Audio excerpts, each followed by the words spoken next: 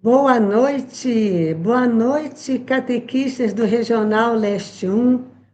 Boa noite, catequistas do Brasil. Temos pessoas de outros estados, pessoas de outros locais desse imenso Brasil, nesse dia assim tão especial, né, de São José de Anchieta, padroeiro dos catequistas do Brasil. Então, é com muita alegria que nós saudamos você, catequista, dos vários lugares, das várias cidades do nosso regional, né, das 10 dioceses do Regional Leste 1 da CNBB, para o nosso 8º encontro online. Um encontro assim tão bonito que começou na pandemia e que foi se estendendo durante todos esses anos e que nós conservamos essa tradição de permanecer, de colocar sempre na data ou próximo ao dia de São José de Anchieta, padroeiro dos catequistas. Então, também é uma forma de integrar e de unir e de lembrar este grande missionário da evangelização no Brasil, que anima cada um de nós como evangelizadores hoje nas nossas cidades.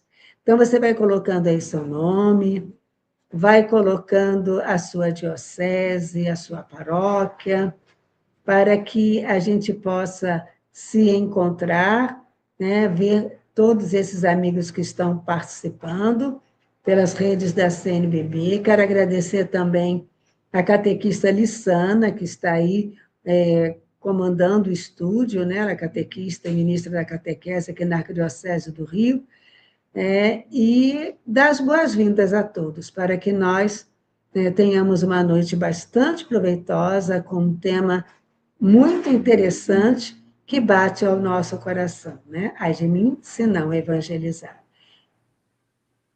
E nós damos as boas-vindas ao padre Fabiano Goulart, que é o assistente eclesiástico da animação bíblico-catequética do Regional Leste 1 da CNBB e coordenador da animação bíblica da pastoral também do nosso regional, e que temos certeza que vibrou com esse tema, né, padre Fabiano? Boa noite.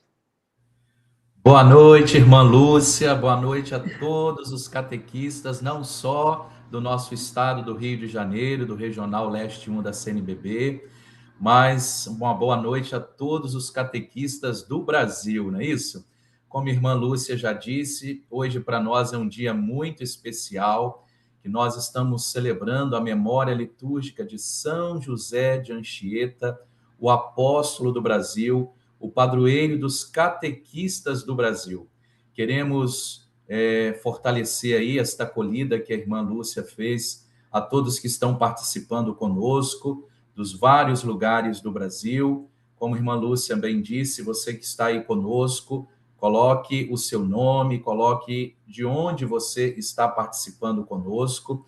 E nós queremos dar início a esta nossa live, neste dia de São José de Anchieta, pedindo a Deus Trindade que Ele possa, de fato, iluminar a nossa mente, o nosso coração, para que possamos continuar levando a palavra de Deus ao coração, à vida de tantas pessoas, sobretudo aos nossos catequizandos, crianças, jovens, adultos, aos casais.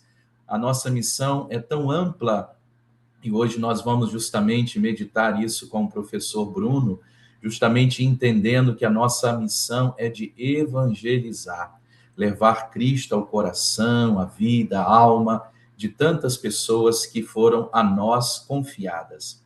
Vamos então dar início a essa nossa live, invocando sobre nós a Santíssima Trindade, em nome do Pai, e do Filho, e do Espírito Santo. Amém. Vinde, Espírito Santo, enchei os corações dos vossos fiéis e acendei neles o fogo do vosso amor. Enviai o vosso Espírito, e tudo será criado, e renovareis a face da terra. Oremos, ó Deus, que instruíste os corações dos vossos fiéis, com a luz do Espírito Santo, fazei que apreciemos retamente todas as coisas, segundo o mesmo Espírito, e gozemos sempre da sua consolação. Por Cristo, Senhor nosso. Amém. São José de Anchieta também tinha um grande amor e uma grande devoção a Nossa Senhora. A ela ele dedicou um lindo poema, e nós queremos com certeza também confiar a Nossa Senhora, a primeira catequista. Queremos confiar esta nossa live, confiar a nossa missão, confiar esse ministério lindo do catequista, a Virgem Maria. A ela vamos rezar uma Ave Maria, entregando este nosso momento de celebração, este nosso momento de formação. Ave Maria, cheia de graça, o Senhor é convosco. Bendita sois vós entre as mulheres. Bendito é o fruto do vosso ventre, Jesus. Santa Maria, Mãe de Deus, rogai por nós, os pecadores, agora e na hora de nossa morte. Amém. A palavra de Deus para nós, nesta terça-feira da 10ª semana do tempo comum, no Evangelho, a liturgia nos apresenta um lindo texto do evangelista Mateus, no capítulo 5, os versículos do 13 ao 16. E assim nos diz a palavra do Senhor. Naquele tempo, disse Jesus a seus discípulos: Vós sois o sal da terra. Ora, se o sal se tornar insosso, com que salgaremos? Ele não servirá para mais nada, senão para ser jogado fora e ser pisado pelos homens. Vós sois a luz do mundo. Não pode ficar escondida uma cidade construída sobre um monte. Ninguém acende uma lâmpada e a coloca debaixo de uma vasilha, mas sim num candeeiro, onde brilha para todos que estão na casa. Assim também brilhe a vossa luz diante dos homens, para que vejam as vossas boas obras e louvem o vosso Pai que está nos céus. Palavra da salvação, glória a vós, Senhor. Queremos nesta noite agradecer a divina providência por nos dar esse texto bíblico. Nós estamos com Jesus no Sermão da Montanha. E Jesus agora ele se dirige aos seus discípulos. Ele se dirige a nós. E ele diz que nós somos o sal da terra. Nós somos a luz do mundo. E como catequistas, como homens e mulheres nesta missão de levar Cristo ao coração, à vida, à história de tantas pessoas, nós queremos de fato dar sentido, dar gosto à vida dos nossos catequizandos. Queremos iluminar a vida de tantas pessoas que passam pela nossa vida, como fez São José de Anchieta. Queremos, Jesus, como o Senhor nos pediu, que brilhe a vossa luz diante dos homens. Nós queremos, de fato, irradiar esta luz, Jesus, que és tu. Tu és a luz do mundo. Tu és a luz que ilumina a nossa vida, que ilumina a nossa história. E nós queremos também, nesta noite, ao iniciarmos esta nossa live, este nosso momento de oração, nós também queremos rezar a São José de Anchieta e vamos assim pedir a sua intercessão. São José de Anchieta, apóstolo do Brasil, padroeiro dos catequistas do Brasil, poeta da Virgem Maria, intercede por nós hoje e sempre. Dá-nos a disponibilidade de servir a Jesus como tu o serviste nos mais pobres e necessitados. Protege-nos de todos os males do corpo e da alma. E se for vontade de Deus, alcança-nos a graça que agora te pedimos. Você pode fazer o seu pedido a Deus por intercessão de São José de Anchieta.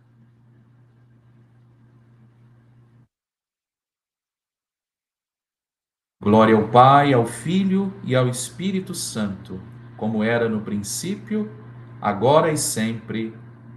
Amém. Eu gostaria, nesse momento também, de convidar para que possa deixar as suas palavras nosso querido Dom Roque.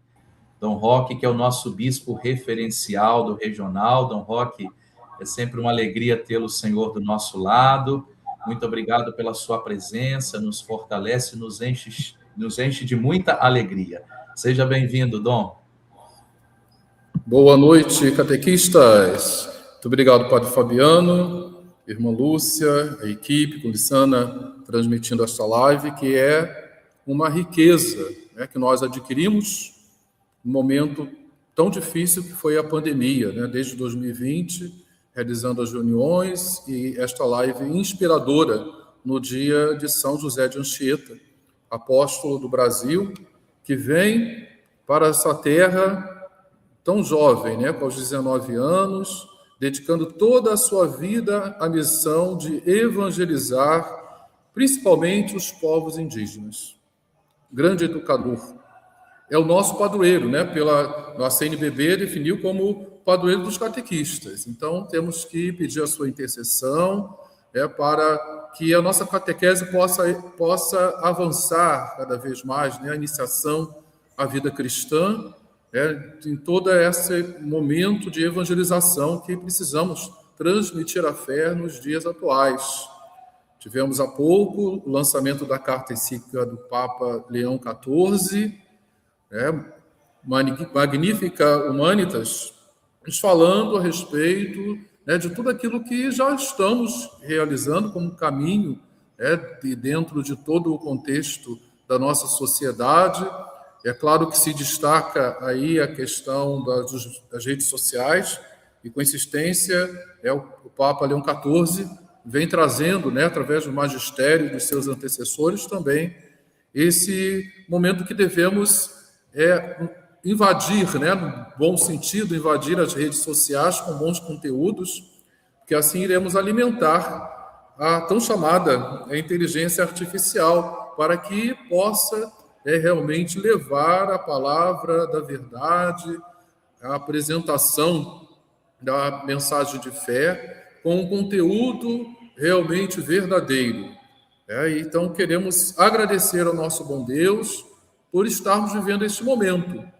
Temos os acessos, podemos evangelizar através das redes. E possamos também agradecer a Deus, né, a participação, né, de todos aqueles que estão acessando.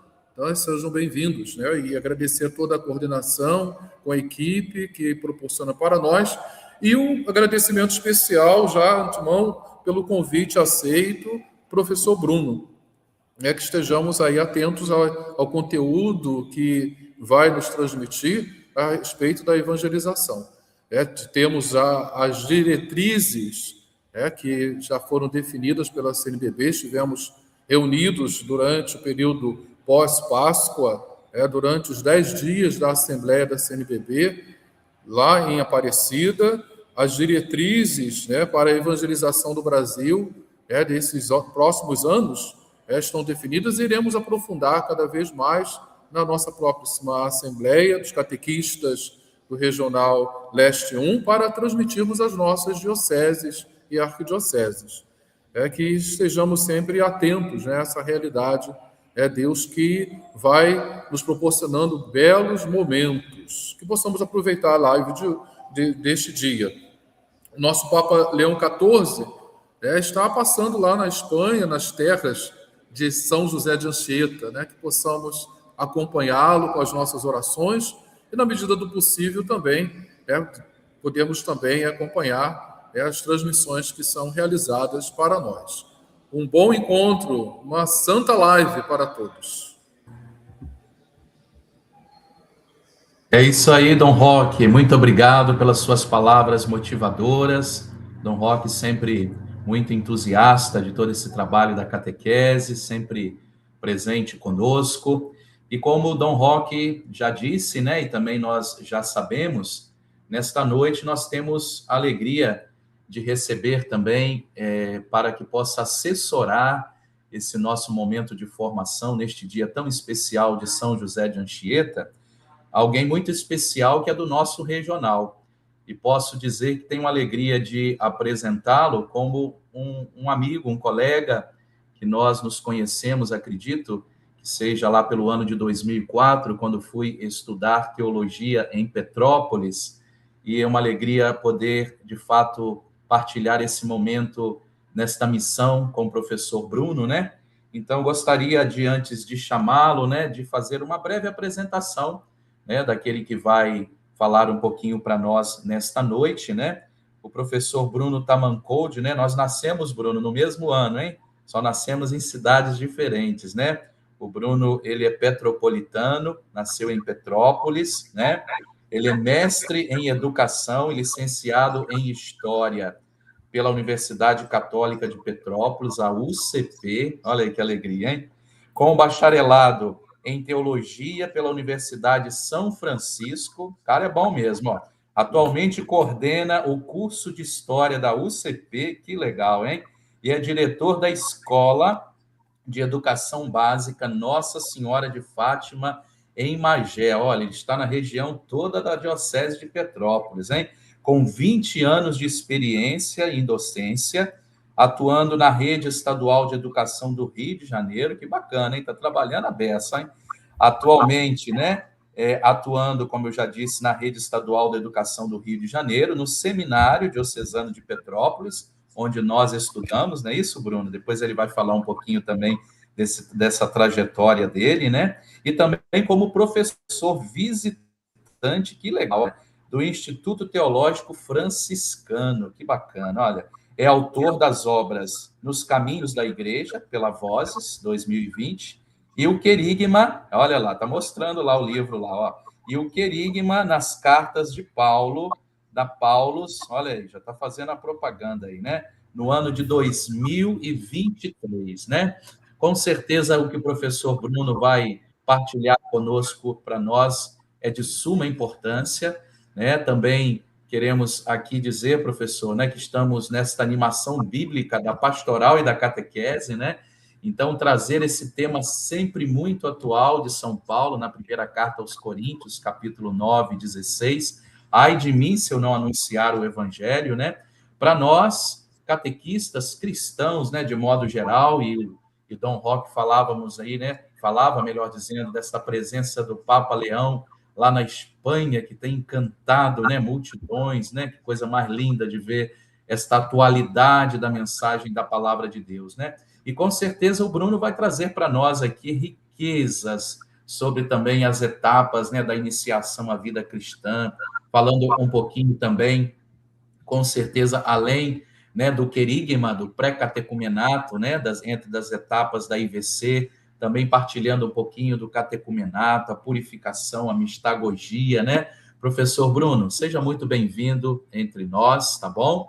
Esta live, né, podemos dizer que esse espaço aqui, melhor dizendo, né, ele é todo seu. Deus te abençoe, Espírito Santo te ilumine, né, e retornaremos ao final. Seja bem-vindo. Muito obrigado, Padre Fabiano. Uma alegria estar aqui nessa live tão especial. Padre Fabiano, como ele disse, nos conhecemos lá em 2004, há mais de 20 anos. Então, alegria, acolhida muito saudosa, muito festiva do Dom Roque, sempre muito alegre. E um prazer ter recebido o contato da nossa querida irmã Lúcia, uma referência em catequese no Brasil. Eu vou projetar aqui um material que eu vou utilizar, né, durante essa live. Vou falar um pouquinho sobre a vida e obra de São Paulo, e depois a gente parte um pouquinho para o querigma, e aí sim a questão da missionariedade da igreja. Ai de mim se não evangelizar. Espero que vocês aproveitem. Hoje eu fiquei o dia um pouco livre para estudar também e poder apresentar esse tema que é fantástico, vida e obra de São Paulo. Vamos lá.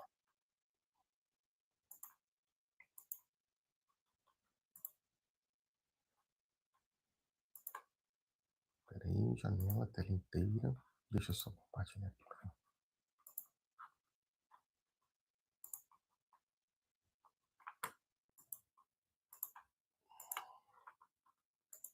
Só um minutinho que já vai projetar.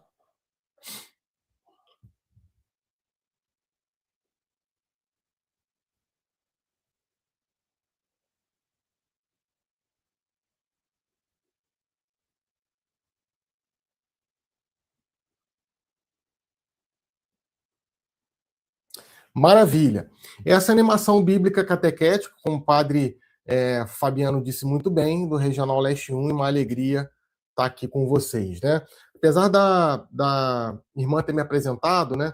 Eu vou falar um pouquinho também quem eu sou, né? Eu sou esse jovenzinho aí, Bruno Tamancolt, tenho 46 anos, né? 45 anos, vou fazer 46 agora em setembro.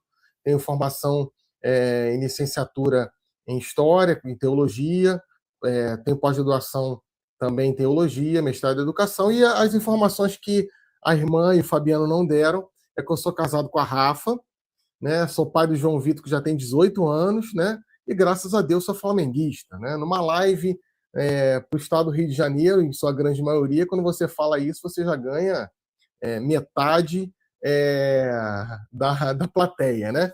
Então você pode me achar aí nas redes sociais, você vai ver um pouquinho do meu trabalho, das coisas que eu faço também nas redes sociais e também no meu canal no YouTube, né? Você vai ver lá as aulas de história, as aulas também de teologia, o conteúdo também que eu posto quase que diariamente sobre catequese, né? Como uma coisa que já está no meu ser, né? Eu participo de catequese desde os 15 anos, lá com o saudoso Padre Francisco, de saudosa memória, o Padre Fabiano com certeza conhece, lá na Paróquia do Alto da Serra, né? Hoje a minha catequese, eu dou catequese basicamente na Universidade Católica de Petrópolis, com turma de alunos, né, da universidade.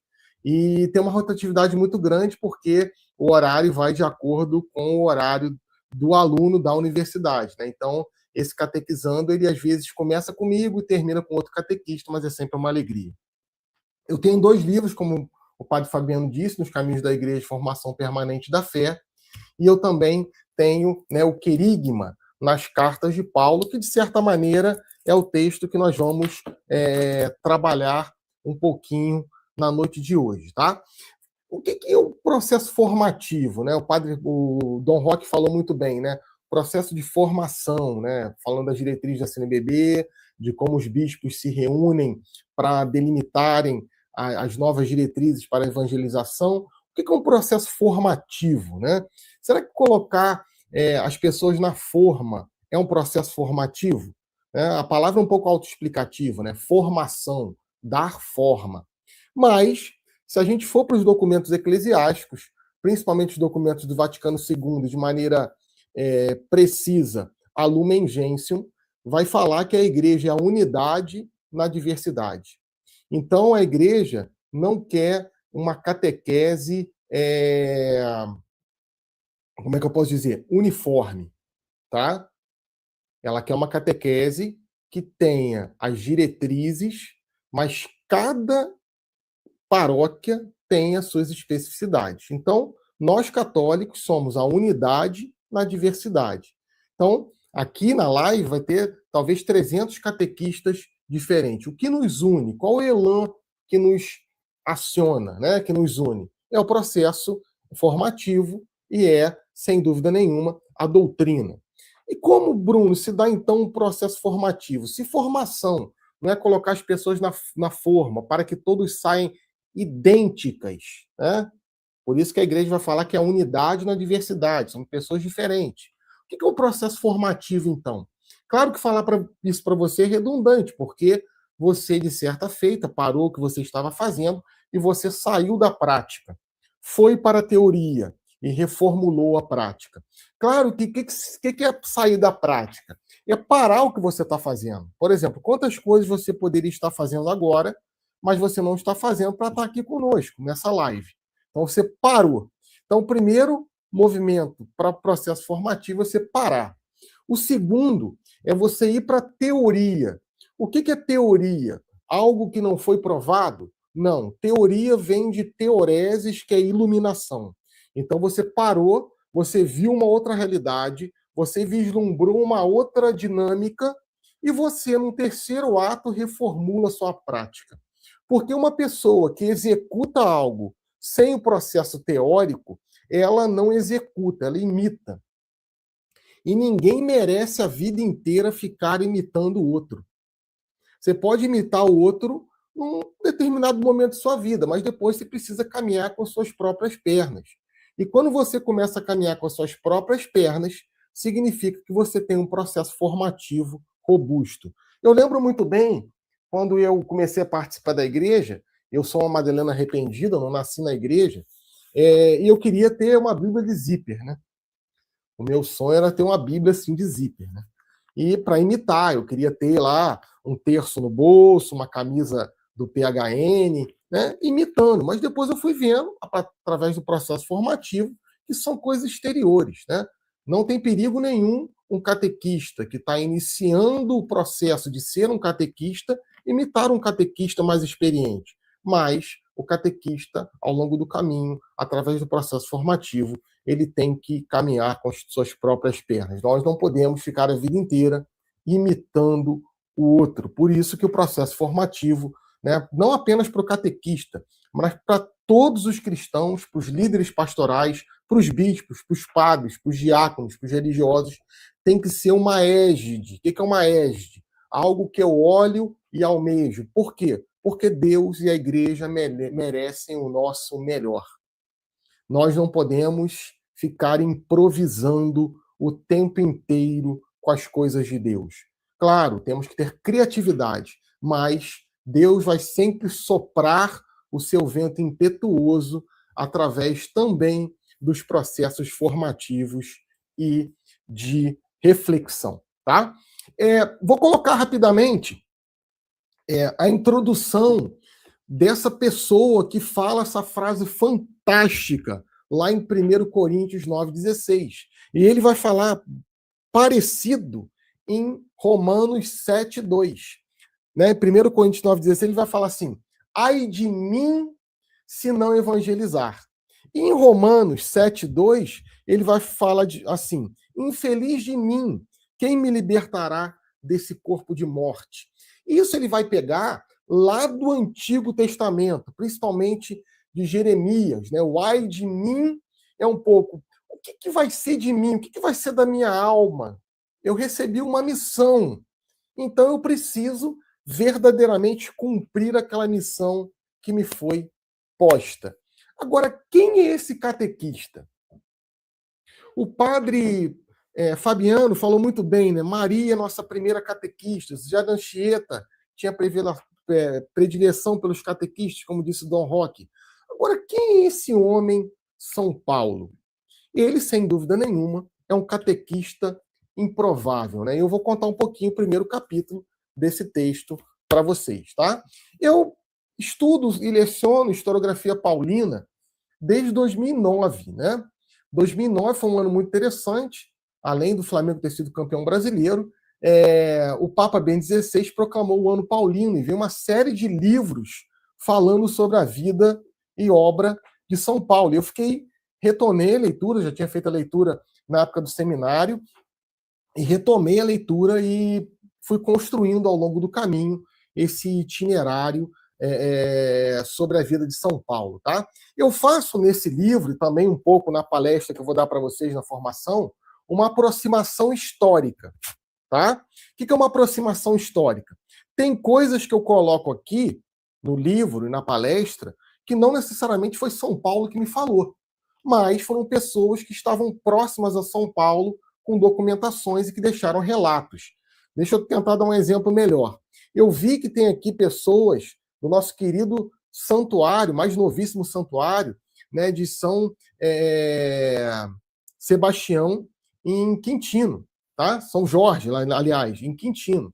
Eu estive lá em Quintino uma manhã com os catequistas e, claro, que como um bom flamenguista, o que eu fiz?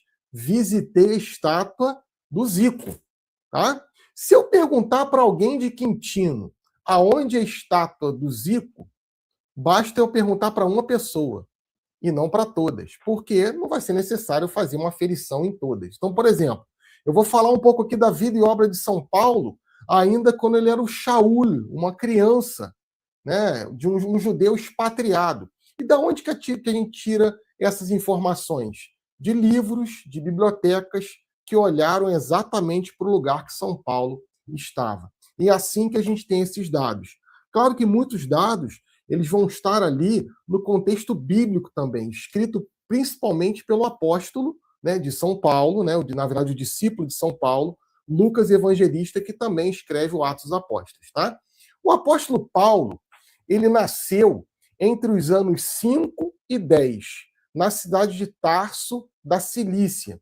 Bruno, não tem uma precisão se foi 5 e 10? Não, não tem. Por quê? Você imagina que no Brasil a gente foi ter cartório, tal como nós conhecemos agora há apenas 200 anos. Você imagina, você está em história antiga, né? A gente fala que esse período é o período do bronze médio, né? O padre Fabiano disse que eu sou professor de história, então eu dou aula justamente disso, história antiga. Se você for colocar o nascimento de Jesus, o nascimento de Paulo, todo o contexto histórico da vida de Cristo, esse período na história é o bronze médio, o período do bronze médio. Percebe que não é nem período ainda do ferro, né? Então, as coisas eram mais complicadas. Então, a gente sabe que Paulo, ele era um pouco mais novo que Jesus. Tá? Então, a gente tem Atos 9:11, 21:39 e 22:3. É muito interessante essa cidade que Paulo nasce, né? A cidade de Tarso. Quem aqui já comprou alguma coisa na Shopee? Com certeza, se você comprou alguma coisa na Shopee, passou um navio lá no estreito do Rio Sídney, porque é um entreposto comercial entre o mundo oriental e o mundo ocidental. Nesse momento que Paulo nasce, já era uma cidade metropolita. O que é isso? Tinha gente de tudo quanto que era lado. Gente vendendo, gente comprando, gente transitando, transeuntes, várias línguas, várias cores, vários sabores. E é justamente por isso que nosso Senhor Jesus Cristo vai chamar esse homem que já tinha visto de tudo para pregar a todos. Isso é muito interessante, tá? Saul, o nome dele, né? Shaul, ele recebe o nome do primeiro rei de Israel, Shaul. Ele é da mesma tribo, da tribo de Benjamim. E ele era um judeu puro sangue, tá? Depois você vai ter acesso a esses slides. Ele foi circuncidado ao 8º dia, como é prescrito na lei de Israel, da raça de Israel, da tribo de Benjamim, hebreu, filho de hebreu, quanto à lei fariseu, quanto ao zelo perseguidor da igreja. Está lá em Filipenses 3, 5-6, ele mesmo contando. Aqui, a gente vai ter como que um mini currículo de quem era esse jovem, né? De quem era Shaul, e depois se torna Paulo, né? Ele, tal como o padre Fabiano leu meu currículo, o Bruno fez isso, o Bruno fez aquilo, o Bruno fez aquilo, a gente tem isso em Paulo lá em Filipenses 3, que seria basicamente, ele é da raça de Israel, então é um judeu puro sangue, ele não é um prosélito. O que seria um prosélito? Alguém que se aproxima da casa, mas não é da casa, alguém que não tem sangue judeu, mas de certa forma ou casou com alguém que é judeu, tá? Então ele se torna um prosélito. Não. Ele tem pai e mãe judeu. Ele é da tribo de Benjamim, que era uma tribo nobre, tá? E ele é hebreu, filho de hebreu, quanto à lei fariseu. O que é isso? Paulo vinha de uma família nobilíssima, e ele era fariseu, que era um partido político e religioso ao mesmo tempo, e que, de certa maneira, revezava o poder do sinédrio judaico. Então, essa tribo, a tribo dos fariseus, juntamente com os saduceus, eles revezavam o poder de Israel. Então, uma tribo muito famosa, que é a tribo de Benjamim, e a lei é a lei da tribo dos fariseus. Isso, no futuro, daqui a pouco a gente vai contar, vai dar um posto, vai dar um alto cargo para esse jovem rabino. Sim, Saulo era um rabino, tá? E ele vai colocar lá no finalzinho dessa citação em Filipenses, perseguidor da igreja. Isso aí a gente vai ver um pouquinho mais tarde. Vamos falar um pouquinho da juventude dele. Ele via essa imagem belíssima que você está vendo aí, do Monte Taurus, tá? Daí que vem Tarso, sempre com neve no topo. Ele e sua irmã viam esse desfiladeiro muito bonito e as caravanas passando por ali. Como é que a gente sabe que ele via isso? Porque todos os habitantes de Tarso tinham, de certa maneira, uma visão desse monte. E logo na infância dele, ele vai para a vinha. O que seria a vinha?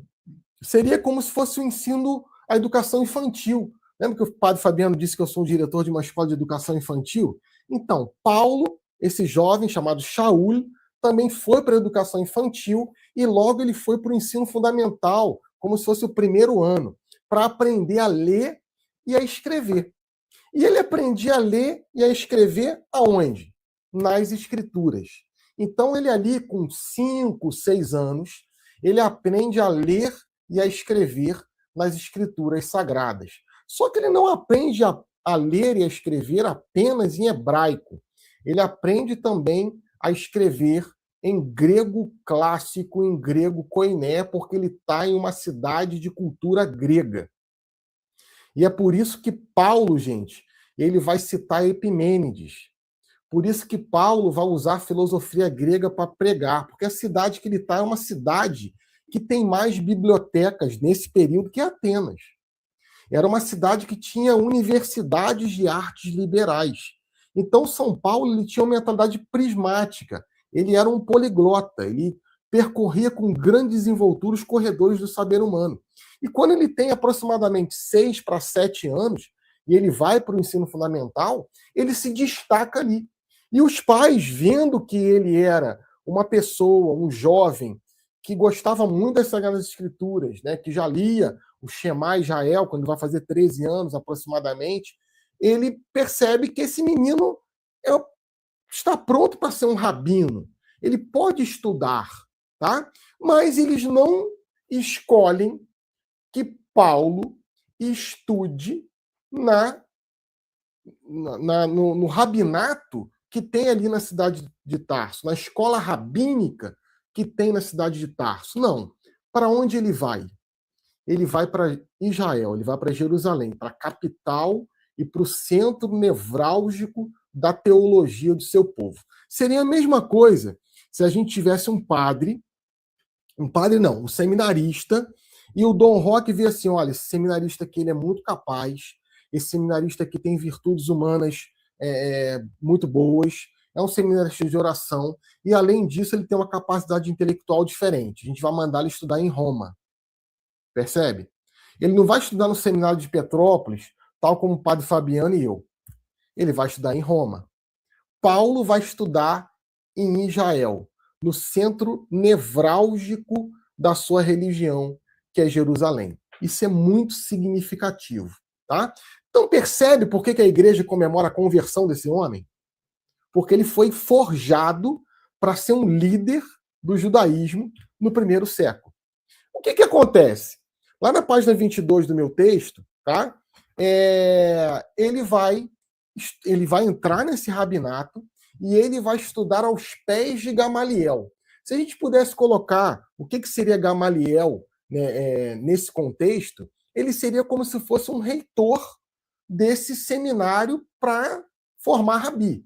Tá? Então, e ele vai falar em Atos 7, 22, pela pena de Lucas. Né? Eu sou judeu, nasci em Tarso, na Cilícia, mas criei-me nessa cidade. Bruno, quantos anos mais ou menos ele vai para Jerusalém? Entre 12 e 15 anos, tá? Educado aos pés de Gamaliel. Quem é Gamaliel? Ele vem de uma escola rabínica de 3 gerações, tá? Ele é neto de Hilel, tá? Que também é um rabino, que também é um professor da escola de uma escola rabínica. Ele vem a ser avô de Gamaliel e o pai de Gamaliel também era rabino. Então, uma escola de rabinos. E ele era muito bem visto pela sua caridade e pela sua capacidade de explicar as Sagradas Escrituras de uma maneira que todas as pessoas entendiam perfeitamente, tá? Então, Gamaliel, na observância da lei de nossos pais, cheio de zelo por Deus. É interessante que Paulo, cresce em Jerusalém com grande desenvoltura. E, ao mesmo tempo, não da decantada Jerusalém, não perlustrando os bancos de uma cadeira teológica, né, para ser um doutor da lei, mas na esquecida Nazaré da Galileia vai se levantando um outro rabi.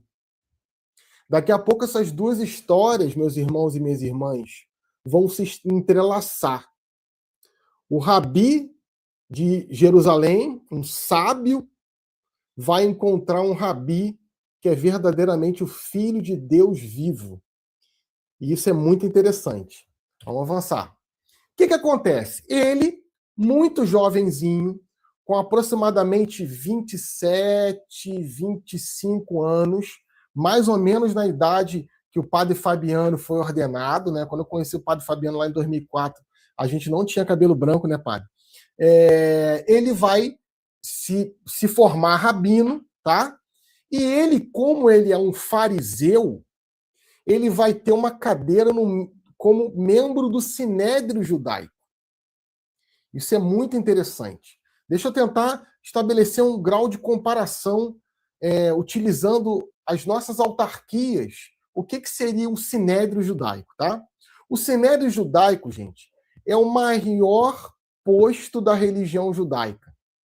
Era um tribunal civil e religioso ao mesmo tempo. Então, um membro do Sinédrio, se a gente fosse colocar na nossa república, ele teria o poder de um senador, mas ele também seria como um bispo ao mesmo tempo. Tá? E ele também teria um poder de um Supremo Tribunal, de mandar prender e mandar soltar. Então era muito poder para uma pessoa tão jovem. Tá? E ele vai falar em Atos 7, 22, perseguir de morte esse caminho, tá? Prendendo e lançando na prisão homens e mulheres, em Atos 22, 5. E a gente tem a chave de leitura e a gente já vai chegando no final da nossa primeira parte, tá? Qual que é a chave de leitura? Qual que é o motivo da perseguição? Por que esse homem tão letrado, tão inteligente, com uma capacidade intelectual invejável, fariseu, rabino, membro do Sinédrio Judaico, começa a perseguir o cristianismo? Começa a perseguir o caminho, né, que é a primeira terminologia para identificar os seguidores de Jesus. Tá? A chave de leitura é a cruz. Por quê? Se a gente for lá nas Sagradas Escrituras, em Deuteronômio 21, 23, vai estar escrito: pois o que é suspenso é o maldito de Deus. Se você pegar uma outra tradução, essa tradução da Bíblia de Jerusalém, se pegar, por exemplo, a tradução da Bíblia do Peregrino, maldito é o homem que é suspenso entre o céu e a terra. O que vai acontecer? Saulo, ele é eleito pelos membros do Sinédrio, porque ele era mais jovem, uma capacidade teológica invejável, era muito vaidoso, e tinha uma ambição de ser sumo sacerdote, seria o presidente do Sinédrio. Ele vai ser escolhido para acabar com essa insurreição. E qual que é o motivo da perseguição? O motivo da perseguição é que Jesus se auto-intitula Messias. Mas para o judeu, o Messias jamais seria alguém que foi crucificado. O Messias seria alguém que levaria Israel, Jerusalém, às glórias do rei Davi, que tiraria Israel do jugo dos romanos. E é por esse motivo que Judas traz Jesus. Quando Judas percebe que Jesus não vai pegar em arma, ele desanima, porque ele queria um rei guerreiro e não um Deus de misericórdia. E é por isso que São Paulo vai falar em Gálatas 3,13, Cristo nos resgatou da maldição da lei, tornando-se maldição por nós. Porque para os judeus, a cruz é uma maldição. Vou repetir. Para o judeu, o Messias jamais seria alguém crucificado. A crucifixão, os judeus, eles cobrem o rosto quando veem. Depois ele vai falar maldição para os judeus, escândalo para os gregos. Então, para o judeu, o Messias jamais seria crucificado. E eles elegem o melhor rabino para perseguir. E o que as pessoas falaram de Paulo? Saulo devastava a igreja, em Atos 8:3. Atos 9. Saulo respirava ameaça de morte contra os discípulos, uma fera selvagem. Não é esse que devasta a igreja de Jerusalém, Atos 21, 9, 21? E percebe, meus irmãos e minhas irmãs, que devastar não é bater, não é prender, não é açoitar. Devastar é matar. Saulo respirava ameaça de morte contra os discípulos. Então, esse rabino, ele tinha as suas mãos sujas de sangue. Saulo, sim, era um assassino. E é interessante o que falaram de Paulo, mas ele vai além. O que Paulo disse de si mesmo. E ele vai escrever isso. Perseguir de morte esse caminho. Olha o que eu coloco em negrito. Em Atos 22, 4. Atos 26, 9. Quanto a mim, pareceu-me necessário fazer muitas coisas contra o nome de Jesus, o Nazareu. Tradução da Bíblia de Jerusalém. 1 Coríntios 15, 9. Olha, perto da nossa passagem de centro, né? Porque persegui a igreja de Deus. Gálatas 1, 13. Persegui e devastava a igreja de Deus. Em 1 Timóteo 1, 13. Blasfemo, perseguidor e insolente. Você percebe por que Paulo, toda vez que ia falar o nome de Jesus ou pregar a fé, ele falava antes: eu não mereço ser chamado apóstolo de Cristo, porque eu persegui a igreja. Eu sou um abortivo. Ele se resignava disso, tá? E o que vai acontecer? Um momento derradeiro na vida dele. Lá em Atos 7. Se você pegar o discurso de Atos 7, você vai ver que esse protomártir, Estevão, ele não era uma pessoa comum do povo. Ele faz um discurso que ele começa lá em Abraão até Jesus, que vai restaurar o templo. Por analogia, uma pessoa que tem uma capacidade intelectual e prismática tal como Paulo. Então a gente pode supor que esse Estevão era um amigo da escola rabínica, era um colega de banco de seminário, tal como eu fui do padre Fabiano. O que vai acontecer? Paulo já está em outro lugar e ele volta porque o Sinédrio Judaico o convoca, falando assim: olha, Estevão, o rabi Estevão, se converteu e você tem que fazer alguma coisa. E ele vai lá e Estevão é apedrejado. O que é interessante que o relato coloca o seguinte: as testemunhas depuseram os seus mantos aos pés do jovem Saulo e o apedrejaram. Estevão, enquanto dizia a invocação Senhor Jesus, recebe meu espírito. É interessante que Agostinho de Hipona vai falar que se talvez Estevão não tivesse feito essa oração, talvez nós não teríamos Paulo. Agora, por que depositam os mantos aos pés do jovem Saulo? Porque ele era o juiz. Então as pessoas, um pouco com medo, né, depositaram ali as vestes aos pés desse jovem, falando assim: olha, eu vou apedrejar, eu não sou cristão. E Estevão morre. Tá? E isso é um momento muito marcante na vida de Paulo. Talvez esse é verdadeiramente o espinho na carne de Paulo. Toda vez que ele fala de Jesus, ele lembra do irmão que ele matou. Tá? Só que aí ele se converte no caminho de Damasco. Lá na página 30 do meu livro eu faço esse relato que está lá em Atos 9:1. Estando ele em viagem, aproximou-se de Damasco, subitamente uma luz vinda do céu envolveu e em claridade caiu por terra e ouviu uma voz: Shaul, Shaul, por que me persegue? Ele perguntou: quem és, Senhor? E a resposta: eu sou Jesus, a quem tu persegue. E eu coloco em vermelho eclesiologia. Por quê? Porque Saulo não viu Jesus. Se Saulo tivesse visto Jesus, estaria nas cartas que ele escreveu. Saulo teve uma experiência mística. Só que o próprio Jesus fala, né? Por que me persegues? Paulo perseguiu os cristãos. E isso é uma íntima união entre o Cristo e os cristãos. E isso vai estar lá no Sermão das Bem-aventuranças, né? Bem-aventurados sois vós quando forem perseguidos e caluniados, né? Porque estão perseguindo a mim mesmo, né? O que vai acontecer? Saulo se converte imediatamente? Não, tem todo um processo, né? Ele fica cego. A voz fala, Jesus fala para ele: olha, entre em Damasco, na rua direita, na casa de Judas e espera, tá? O que vai acontecer?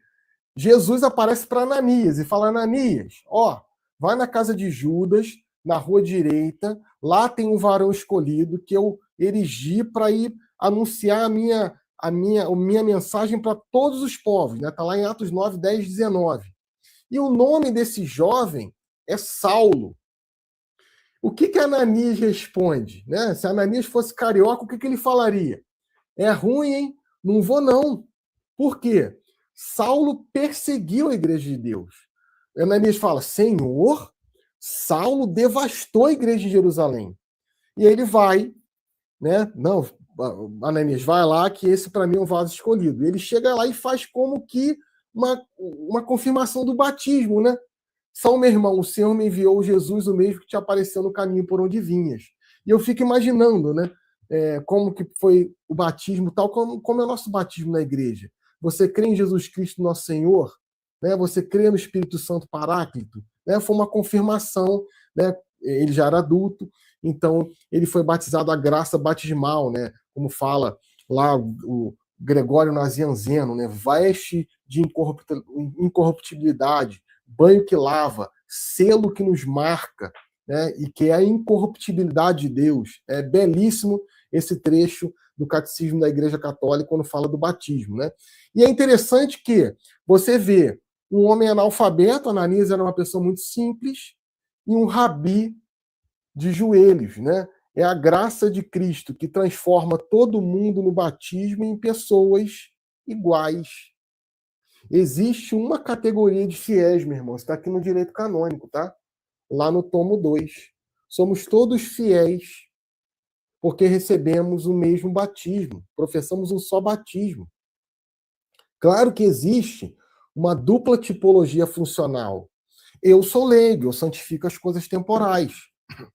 O padre Fabiano, Dom Roque e a irmã são consagrados, né? Dom Roque e padre Fabiano, clero, tá? Então eles santificam as coisas sagradas, eles exercem o seu batismo, completam o seu batismo em seu estado de vida. Então somos um tipo de fiel com dupla tipologia funcional, tá?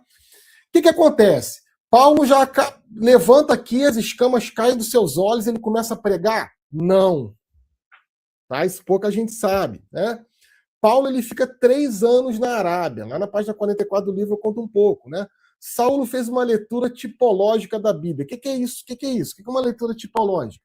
É você pegar os escritos do Antigo Testamento e comparar com os antigos do Novo Testamento e ir interpelando o que aconteceu no Antigo e o que Jesus cumpriu no Novo. Cumpriu o quê? Tudo. Tá? Só que Saulo, gente, Paulo, ainda era um judeu orgulhoso. Tá? Ele ainda se sentia um grande rabino. Tá? Ele ainda não tinha entendido essa premissa lá de João 15:5, que sem mim ele nada pode fazer. Nós que somos catequistas, nós precisamos entender que a obra não é nossa. A obra não é nossa. A obra é de nosso Senhor Jesus Cristo. E ele é o protagonista dessa obra. Tá? Vejamos. Ele, depois de 3 anos, ele vai para Damasco. Tá? Damasco era a cidade dele. Era a cidade que ele exercia o seu ministério rabínico. E é por isso, muito provavelmente, que ele não viu os acontecimentos que levaram Jesus à morte em Jerusalém. Ele não viu a crucifixão de Jesus, porque ele estava em Damasco. Tá? E ele bate lá em Damasco e os discípulos não acreditam nele. Tá? E aí, em 9:27, Barnabé, que também tem o título de apóstolo, o acolhe, o apresenta aos apóstolos, ele prega para os judeus helenistas, para os judeus de origem grego, que tentam matá-lo. O que vai acontecer? Ele está numa sinagoga, Jesus aparece para ele e fala, apressa-te, sai logo de Jerusalém. E ele não sai. Entende? Os discípulos não querem ir lá. Jesus não quer ele lá. E ele continua lá. Imagina, o padre Fabiano fala assim, olha, você tem que sair da coordenação da catequese porque a gente vai trocar a coordenação para você descansar um pouco e dar oportunidade para outras pessoas. E você não sai. E Jesus fala para você, sai da coordenação da catequese. E você não sai. O que os discípulos fizeram, gente? O conduziram até Cesareia e de lá enviaram para Tarso. O que é conduzir, gente? Prender. Percebe? O maior rabino que agora se converte é preso e levado para sua cidade. O que Deus está falando para esse cara? Olha, sem mim você não pode fazer nada. Tá? O que acontece? Quando Paulo vai embora, essa passagem é muito interessante, lá em Atos 9:31, fala, ó, entretanto, as igrejas gozavam de paz e se edificavam no temor do Senhor. Então, se a gente colocar a vida de Paulo aos lentes da teologia da prosperidade, Paulo era um fracasso. Um fracasso. E ele vai para Tarso. E aí isso é muito interessante, tá? Ele fica quantos anos em Tarso? 10 anos. Então, Paulo, para começar a pregar, ele demora aproximadamente 13 anos. Porque ele precisava entender essa premissa. Sem mim, nada podeis fazer. Isso, para nós que somos catequistas, é uma grande lição. Por quê? Porque a gente quer que as coisas aconteçam amanhã. Nem amanhã, eu quero que as coisas aconteçam agora. É tudo imediatamente. E as coisas de Deus têm tempos de maturação. Nada é para já. Às vezes os processos são difíceis. Às vezes a semente que você planta, você não vai ver. Outras pessoas verão essa semente. Tá? O que vai acontecer? Vai ter um avivamento, primeira viagem de Paulo, tá? Que na verdade é a viagem de Barnabé, e Paulo vai entrar no meio do caminho, tá? Ele vai para Antioquia da Pisídia.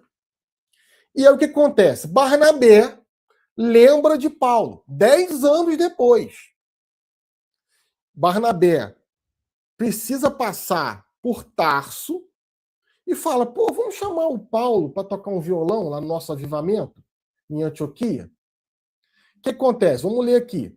Na ilha de Pafos, Barnabé e Paulo se encontram com o procônsul Sérgio Paulo. Quem é esse procônsul?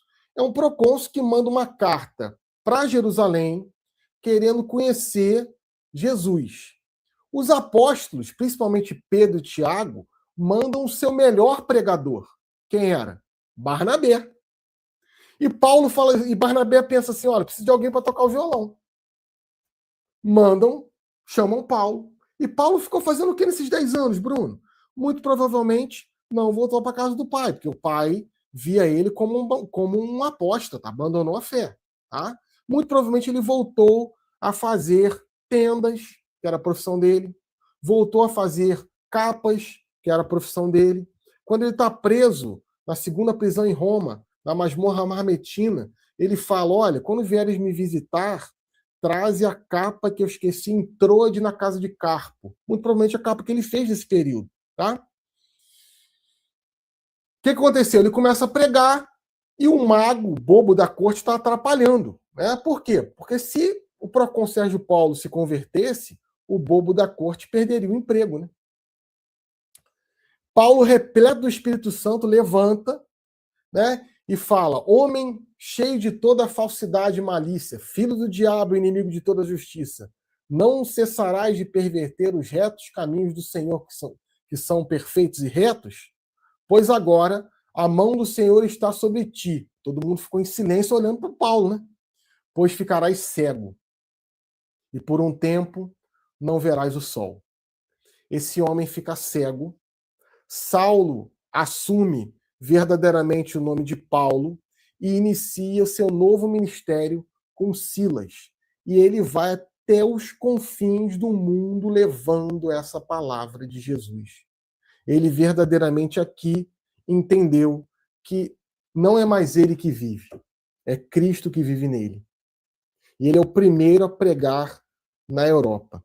Percebe, meu irmão, por que ele vai falar? Ai de mim se não evangelizar. Olha que coisa bonita, olha que coisa linda. Percebe que essa frase não é fora do contexto. Se você pegar uma outra tradução, ai de mim, vírgula, se não pregar o evangelho. Lá em 1 Coríntios 9:13. Esse ai de mim é como que uma angústia, né? Eu preciso pregar o evangelho. Por quê? Olha o que eu sou e olha o que Deus fez em mim. Olha o que Jesus fez em mim. Então eu preciso verdadeiramente anunciar aquele que me resgatou da morte. Ele vai falar em Romanos 7:2, né? Infeliz de mim. Quem me libertará desse corpo de morte? Falando a comunidade judaica que está em Roma. E aí você percebe que isso não é uma dimensão da igreja. Isso é uma natureza. A evangelização não é um apêndice na igreja. Não é uma dimensão. É uma natureza verdadeiramente. Tá? A igreja é verdadeiramente peregrina por sua natureza. O que é natureza, meus irmãos? Aquilo que é essencialmente. Dói muito meu ouvido quando eu escuto assim, a dimensão missionária da igreja. Claro que é uma questão de semântica, mas dói um pouco o ouvido. Porque a igreja não tem uma dimensão missionária. A igreja é missionária. E o primeiro missionário é nosso Senhor Jesus Cristo, que foi enviado por Deus para anunciar a si mesmo. Esse é o evangelho. Visto que tem a sua origem segundo o desígnio de Deus Pai, na missão do Filho e do Espírito Santo. Está na Constituição Dogmática Lumen Gentium. Os caminhos da missão, né? O que é missão? A gente tem lá em 1 Tessalonicenses, o primeiro escrito do Novo Testamento, tá? Em nosso Deus encontramos coragem para vos anunciar o Evangelho por meio de muitos obstáculos. Se alguém perguntar para Paulo quais foram os obstáculos que ele teve, meu Deus, né? Foi chamado de impostor em Damasco, foi apedrejado em Bereia, foi chamado de tagarela em Atenas, naufragou, uma cobra picou ele na ilha de Pafos. Olha, meu Deus do céu, né? Foi apedrejado, foi preso, foi açoitado. Tá? Lá em Éfesos, na carta aos Efésios, né, na comunidade de Éfeso, ele manda uma carta, rezai também por mim, para que quando eu abrir a boca, me seja dado anunciar corajosamente o mistério do Evangelho, do qual mesmo com algemas eu sou embaixador, para que eu tenha a audácia de falar como convém. Então, nem as algemas fizeram esse cara se calar. Porque ele entendeu, ai de mim se não evangelizar. Percebe, meu irmão, a tua missão de catequista, Percebe a tua missão de batizado? Ai de mim se não evangelizar. Essa é um pouco das viagens de São Paulo, né? É incrível. Né? Ele viajou o mundo inteiro. Bruno, então eu tenho que agora pegar a minha malinha, fazer uma malinha, levar minha Bíblia e sair pelo mundo pregando. Será que é isso? É também. Mas também pode ser isso aqui, ó. Olha essa menina. O Papa Pio XI, em 1927, proclamou essa menina padroeira universal das missões. E ela nunca saiu do seu claustro em Lisieux. Olha que coisa linda.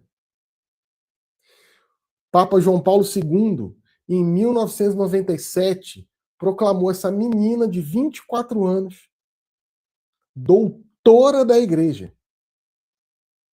Porque ela entendeu o que está na Evangelho Gaudium, o que está na Gaudet Spes, nos documentos eclesiásticos também do Vaticano II, o que está na Ad Gentes em Saída, o que está na Evangelho Nunciandi do Paulo VI, o que está na Catequese Tradendi do João Paulo II, o que está na Catequese Renovada da CNBB.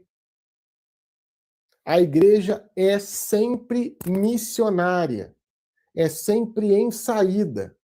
E o que essa menina vai escrever quando ela tem 22 anos? Ela já está com tuberculose, ela já está na enfermaria, ela já está muito debilitada, e ela está escrevendo ao mesmo tempo o manuscrito C, contando um pouco os seus últimos momentos ali. Na verdade, o manuscrito B, ela escrevendo o que a pequena via. E ela leu São João da Cruz com 17 anos. E ela vai um pouco se comparar a São Paulo na escrita. O que São Paulo vai falar em Romanos em 1 Coríntios, na verdade, 13, tá? O que, meu irmão? O amor. A primazia do amor. Ainda que eu falasse a língua dos homens e dos anjos, se eu não tivesse amor, eu nada seria. Então, São Paulo coloca o amor no topo de todas as coisas. Olha o que essa menina vai escrever. Olha como é que ela não estava no Carmelo, ela estava pensando na igreja como um todo, né? Olha que lindo. Poema 17, ela vai escrever em fevereiro de 1895 e ela morre no dia 30 de setembro de 1897. Bruno, por que o dia de Teresinha não é 30 de setembro e sim 1º de outubro? Porque 30 de setembro é São Jerônimo, tá? Então, poema 17, a 5ª estrofe. Lembra lá? São Paulo? Ainda que eu falasse a língua dos homens e dos anjos, se eu não tenho amor, eu nada seria. O que vale as coisas perante o amor? Nada. Por isso que ele vai falar, não sou eu que vivo, é Cristo que vive em mim. Por isso que ele vai falar que, olhando para a vida dele, tudo é comparado com um esterco quando ele encontrou Jesus. Olha o que essa menina vai escrever. Sem na terra salário reclamar. Sem contar, eu dou, bem convencida, que quando se ama, não se calcula. Percebe como que ela entendeu o que é a missão? A missão, verdadeiramente, quando a gente pega lá em Lucas 10, 1, 12, é a configuração da vida do Senhor. E a gente fica imaginando, né, Lucas, né? Eis que vos envio como ovelhas em meio a lobos.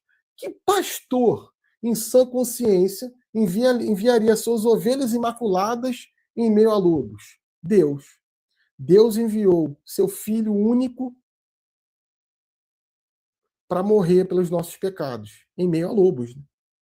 Isso é um recado para a gente. Tá? É um recado muito forte, mostrando o seguinte. Primeiro, missão não é turismo. 2, missão não é ficar famoso. 3, missão não é aparecer. 4, não existe espaço para promoção humana na igreja. Não existe.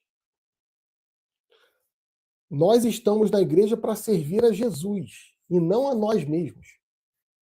Quando nós somos o protagonista do processo, a igreja deixou de ser igreja. Passou a ser um clube, um partido político, uma reunião de conveniência social e não igreja. O protagonismo no processo sempre é de Cristo. Por isso, meu irmão, não fique triste que de repente você faça algo e o padre não reconheça. Não fique triste, minha irmã, se de repente você faz algo na catequese e a coordenadora não... O nosso bispo Dom Roque, o Papa liga para ele toda semana falando, pô, Dom Roque, parabéns pelo encontro que teve lá online. Não, né, meu irmão? Não. A gente esperar sempre um tapinha no ombro. Olha para a vida de São Paulo.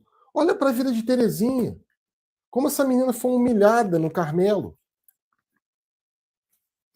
Primeira semana no Carmelo, a priora foi, bateu lá no copo. Gente, vocês me perdoam que o locutório está sujo, o refeitório está sujo. É porque quem está varrendo o refeitório é uma menina de 15 anos que nunca pegou numa vassoura. Doutora da igreja.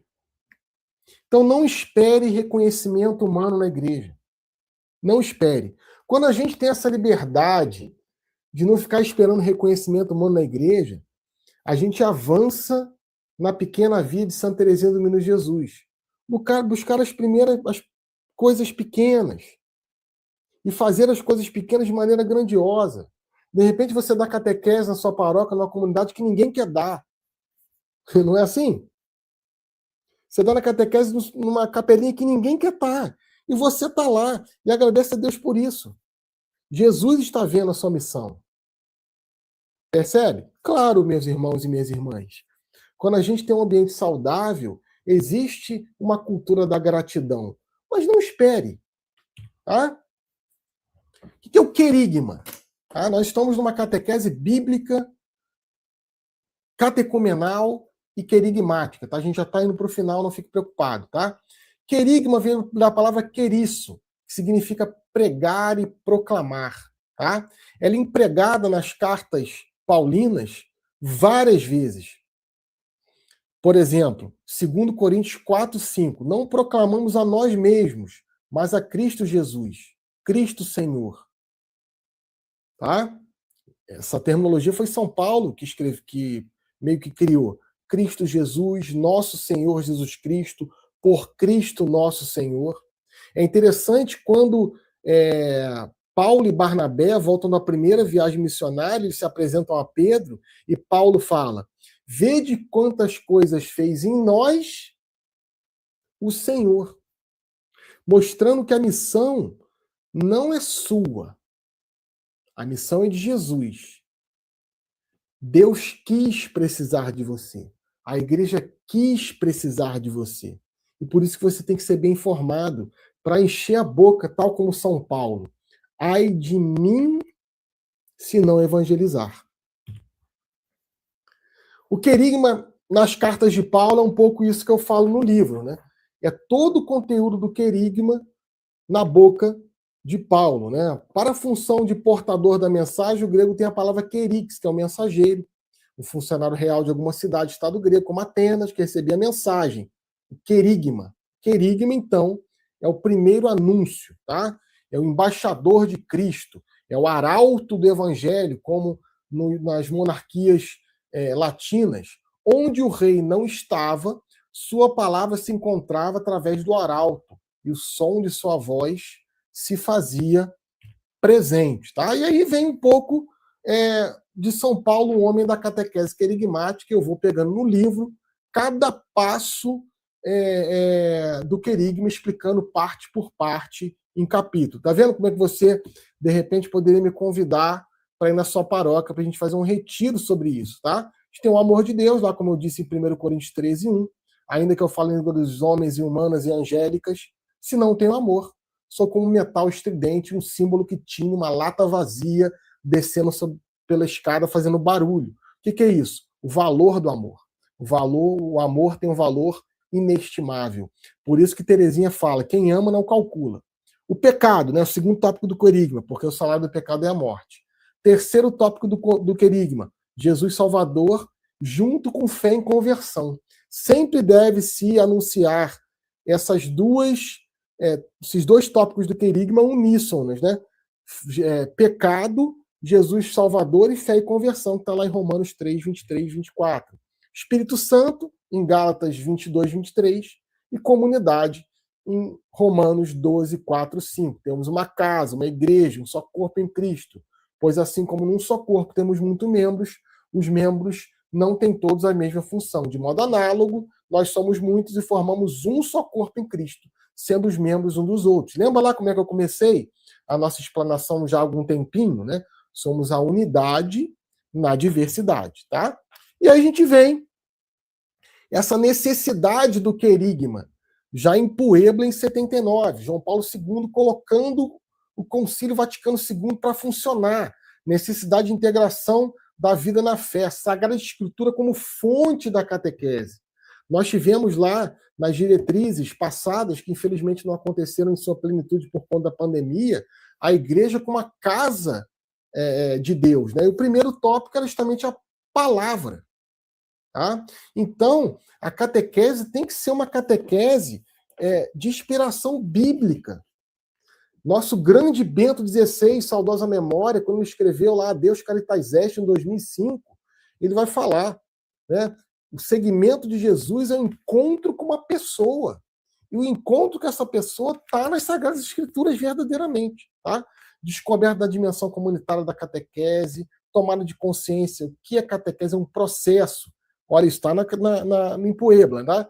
Dinâmico, gradual, permanente, de educação na fé. Nós, de repente, somos catequistas de iniciação à vida cristã. Mas a catequese é um todo de formação. Nós estamos fazendo aqui também uma catequese, tá? E aí essa discussão vem para a CNBB, de Puebla vem para a CNBB, tá? Em 81 houve um intenso debate, mas não chegou-se a uma conclusão. Em 1973, na Assembleia Geral, o texto foi publicado e apresentado e aprovado com o título Catequese Renovada, né? Orientações e conteúdos. Justamente isso, né? Sair de uma catequese escolar para uma catequese de encontro com Jesus, com inspiração bíblica, catecumenal, o que é isso? Gradual, tá? E querigmática, tá? O documento é um marco, sem dúvida nenhuma, vai utilizar o método ver, julgar e agir, muito difundido, tá? É baseado no Vaticano II e é considerado, sem dúvida nenhuma, um dos documentos mais importantes do cabedal catequético brasileiro. Tá? A gente tem também, em 1971, Diretório Geral para a Catequese, que também vai iluminar nessa batida. Puebla e a Catequese Renovada também são documentos que a gente precisa, ao longo do caminho, discutir. E aí a gente, em 1997, tem o primeiro Diretório da Catequese. O Diretório é um documento que leva em conta, de modo particular, a rica história dos 40 anos de renovação conciliar e a realidade brasileira e projeta novos passos, sempre caminhando. Lembro lá de uma música do saudoso Padre Jonas, né? A vida é caminhar, sou peregrino no amor. E a igreja é um organismo vivo. Então ela sempre vai buscar não mudar a mensagem está aqui nas Sagradas Escrituras, a igreja jamais vai mudar isso. Não vai tirar uma linha, mas a gente adequar o método, a maneira, né? Por exemplo, o nosso encontro anterior, né, foi sobre a catequese inclusiva. É o quê? Você adequar a mensagem, você usar uma didática diferente. A pedagogia que é conduzir, a didática que é como conduzir. O conteúdo é o mesmo, tá? E aí eu vou terminando para abrir para as perguntas, né? É hora de evangelizar, amar como Jesus amou verdadeiramente. Isso é muito interessante. Eu lembro de um quadro que eu coloco no livro também, de um quadro que tinha na minha paróquia, lá no Alto da Serra, um quadro da Paulinas, né? Que era São João Paulo II, assim, olhando para o relógio, né? Assim, um pouco reclinado, e embaixo estava escrito: é hora de evangelizar. E é isso, meus irmãos. Eu agradeço muito a vocês, né? Tá aqui um pouco os meus contatos, tá? Meu telefone celular, meu WhatsApp, tá? Meu contato de e-mail, meu Instagram e meu canal também no YouTube. Se você se sentir à vontade, pode entrar em contato comigo, pegar o slide. De repente, para me visitar a tua paróquia, vai ser uma alegria. E a gente vai ficando por aqui. Vamos abrir para as perguntas agora. Deixa eu parar de compartilhar aqui. Boa noite, professor Bruno.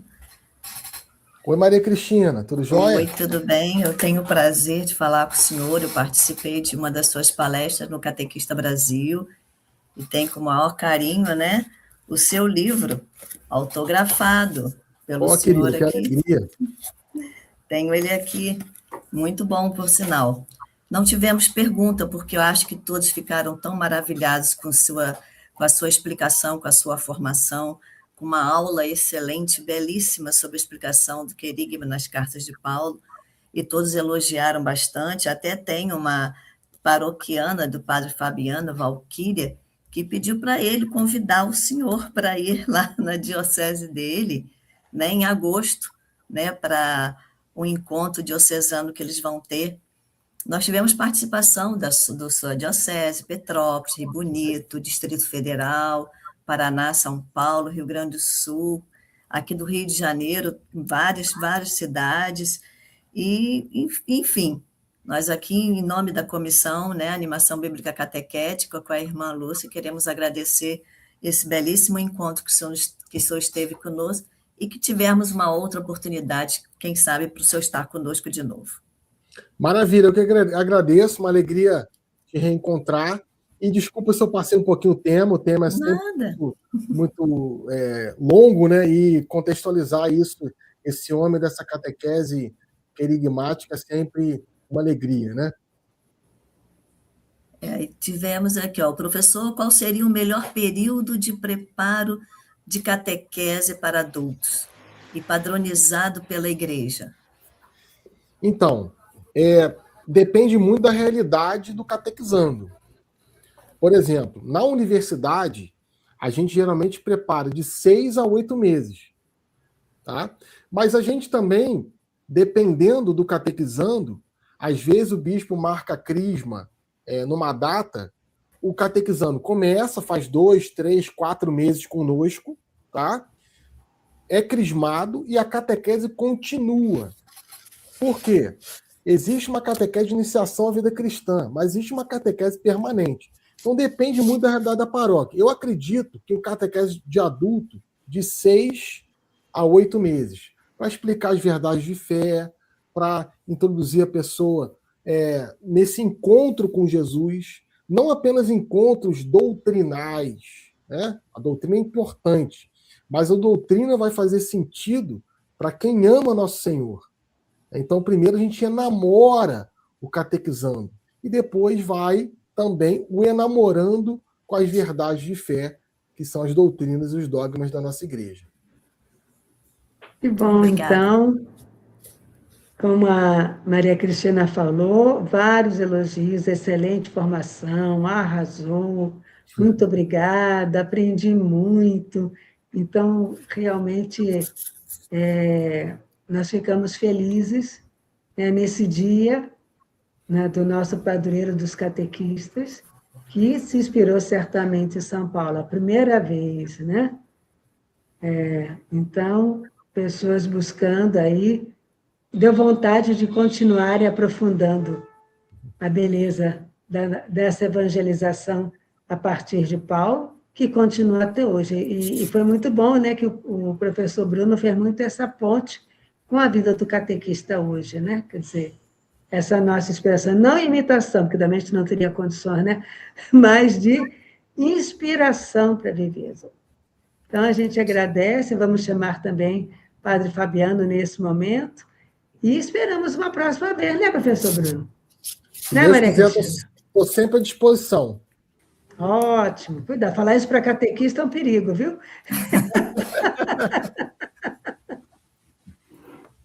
Uma alegria, professor Bruno, mais uma vez, né? Manifestamos aqui esta alegria de podê-lo receber nesta noite. O Bruno já esteve aqui na paróquia Nossa Senhora de Lourdes, do Padre Crimário, né? Lá em Itaperuna. Sim. E a gente sempre se esbarra, né? Nas várias missões que temos por aí. E é uma alegria, Bruno, tê-lo conosco nesta noite. Que alegria poder, de fato, escutá-lo, ver esse entusiasmo de falar da evangelização, sobretudo trazendo aqui aspectos da evangelização em São Paulo, que deve ser, com certeza, para todos nós, um aprofundamento, um entusiasmo também, já que a missão de todo cristão é tornar Cristo conhecido, amado com nossa vida, mais do que com as nossas palavras, né, com o nosso testemunho de vida. E queremos, neste dia, nesta noite que estamos celebrando São José de Anchieta, que procurou, de fato, imitar os passos de São Paulo, com todos os desafios daquela época, como você mesmo nos apresentou, como São Paulo também enfrentou desafios, né? Também São José de Anchieta enfrentou muitos desafios nos litorais de São Paulo, do Rio, no Espírito Santo, e com certeza a sua vida, a sua história continuam ainda impregnadas, continuam muito presentes na nossa história, né? E para a gente encerrar, antes de nós recebermos a bênção, antes de pedirmos a Deus que nos abençoe o professor Bruno, a todos que estão participando conosco, eu gostaria de rezar a oração da coleta, que é a oração própria da liturgia. Concluímos não somente a Santa Missa, mas também as horas em que santificamos o nosso dia de hoje.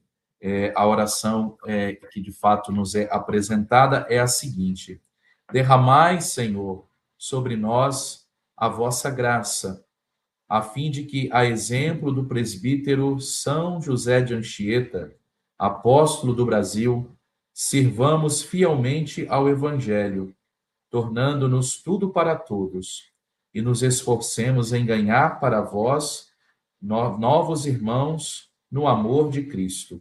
Ele que é Deus, e convosco vive e reina na unidade do Espírito Santo, por todos os séculos dos séculos. Amém. Pai nosso, que estais nos céus, santificado seja o vosso nome. Venha a nós o vosso reino.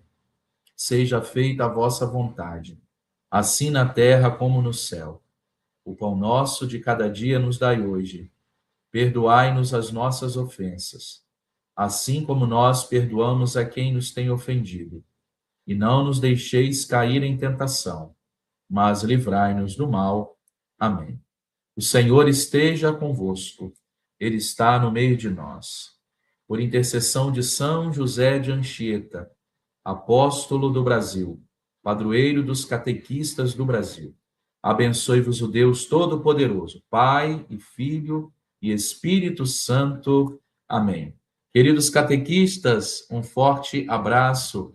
Até o próximo encontro, se Deus quiser. Deus vos abençoe. Um forte abraço.